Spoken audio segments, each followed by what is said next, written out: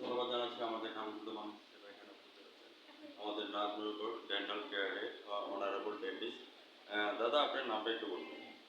Dentist Neha দাদা আপনাকে অশেষ ধন্যবাদ জ্ঞাপন করছি আমার চ্যানেল লাইনে বিনোদনী কাজে আলোচনা থেকে। আমি সাংবাদিক পড়াতে আপনার সঙ্গে আছি। আমি আপনার কাছে জানতে চাচ্ছি দাঁতকে কীভাবে সুরক্ষা রাখলে আমরা প্রফুল্লতা লাভ করতে পারি সেই ব্যাপার নিয়ে আপনি কথা বলবেন দাদা। ধন্যবাদ আপনাকে। দাঁত মানুষের অমূল্য সম্পদ। দাঁত রক্ষা করতে হলে প্রথমতই নিয়মিত দাঁত ব্রাশ করতে হবে, সকালে নাস্তার পর এবং রাত্রে খাওয়ার পর। আর দাঁতের যে রোগ, প্রাথমিকভাবে যে রোগগুলো সৃষ্টি হয়, নিয়মিত দাঁত ব্রাশ না করা হলে আপনার দাঁতে ক্ষয় রোগ দেখা দিতে পারে। ছোটো ছোটো মানে আমরা ওই গর্ত বলি, এই গর্ত থেকে বড় ধরনের সমস্যাগুলো বড় গর্ত হইতে পারে। প্রাথমিকভাবে এই গর্তগুলো আমরা পুটিনের মাধ্যমে ফিলিং, পারমানেন্ট ফিলিং আছে, টেম্পোরারি ফিলিং আছে, এগুলির মাধ্যমে আমরা সংরক্ষণ সম্ভব দাঁতকে, এবং অল্প খরচের মধ্যেই এগুলা ঠিকঠাক করা যায়। কিন্তু যাতে যখন পেইন হয়ে যায় তখন বিষয়টা অনেক জটিল হয়ে যায়, তখন কিন্তু সাধারণ আমাদের দ্বারাও কিন্তু কাজ সম্ভব হয় না, তখন ডেন্টাল সার্জনের প্রয়োজন হয়। ঠিক আছে, তখন ওনারা ডেন্টাল এইটা ইনফেকশন অনুযায়ী রুট ক্যানেল ট্রিটমেন্ট করা হয়, ক্যাপ করা হয়।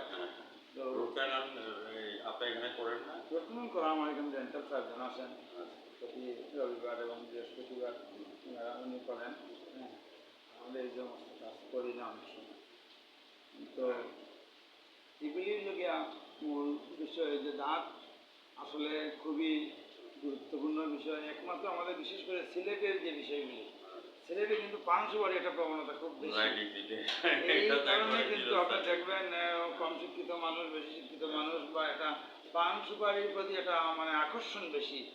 দাঁত যে মনে করেন 10-15 হাজার টাকা খরচ করে দাঁত লাগানো হয়েছে, এটার প্রতি কোনো খেয়াল নাই, কিন্তু পান খাওয়ার প্রতি খুব বেশি অভ্যস্ততা, যার কারণে কি ভালো জিনিস নষ্ট হচ্ছে, পরিবেশ নষ্ট হচ্ছে, এগুলি কিন্তু অনেকে খেয়াল করে না। তো এটাই আর মূল বিষয়টা হচ্ছে এইটাই যে নিয়মিত দাঁত ব্রাশ করতে হবে, 6 মাস পর পর দাঁত চেক আপ করাইতে হবে যে কোনো ডেন্টাল ক্লিনিকে গিয়া। হ্যাঁ, আমি আপনার কাছে জানতে চাচ্ছি ডিজিটাল বাংলাদেশ হচ্ছে 2021-41 সাল। আগে আমাদের ডিজিটাল ছিল না, এখন যে ডিজিটাল মেশিনগুলি ইউজ করছে আপনার কাছে কেমন হয়েছে সে কথাটা চ্যানেলে তুলে ধরবেন। আমি সাংবাদিক পড়ার সাহেব আপনার সঙ্গে আছি।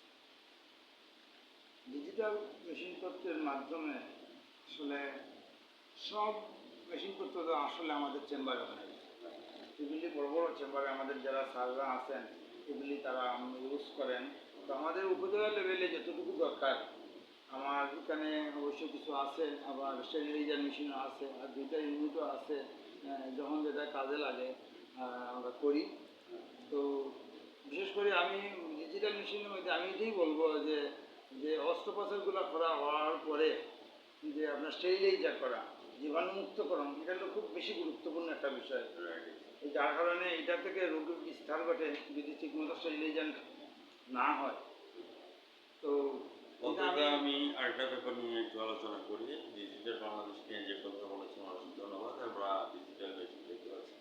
আবার 2021 থেকে 30 সালে যে গোলটা, এটা হচ্ছে যে এসডিজি গোল, অর্থাৎ সাস্টেনেবল ডেভেলপমেন্ট গোল। ওইখানের মধ্যে বলা হয়েছে ডেন্টিস্ট জগতের মধ্যে অনেক প্রতারক থাকে, দালাল চক্র থাকে, ভুয়া ডেন্টিস্ট থাকে। তো সেক্ষেত্রে আপনার অপিনিয়নটা এই ব্যাপারে তুলে ধরুন।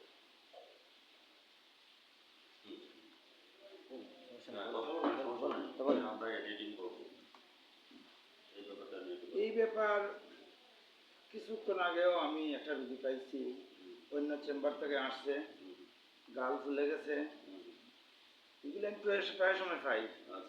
দেখছেন আপনার ওই যে মুন্সিবাজার থেকে মানে রুগীরা আসে, এই যে আমাদের মুন্সিবাজার, আবার ওই যে তারা বাসার দিক থেকেও আসে, মানে ভুয়া ডেন্টিস্ট মানে কি ভুয়া চিকিৎসা, যেমনি মনে হয় মানুষকে কষ্ট দেওয়া, অর্থনৈতিক টাকা কামাই করা, এইগুলি আমরা যে জিনিসগুলি আমরা পারবো না, আমরা আমাদের স্যাররা আছেন, ডেন্টাল সার্জনরা আছেন, হ্যাঁ, আমরা পাঠাবো, ওনারা এটা দেখবেন। দাদা আমি আপনার কাছে জানতে চাইছি যে দাদা আপনি বিডিএস কোর্স কবে করেছেন? না, আমি BDS course how to possible হয় আমি ডেন্টাল ডেন্টিস্ট আমি ডিপ্লোমা বিটিএস কোর্স না করে আপনি কিভাবে সেবা দিচ্ছেন? আপনাদেরকে সিভিল সার্জন বা ডিটি স্যার কিছু বলে না?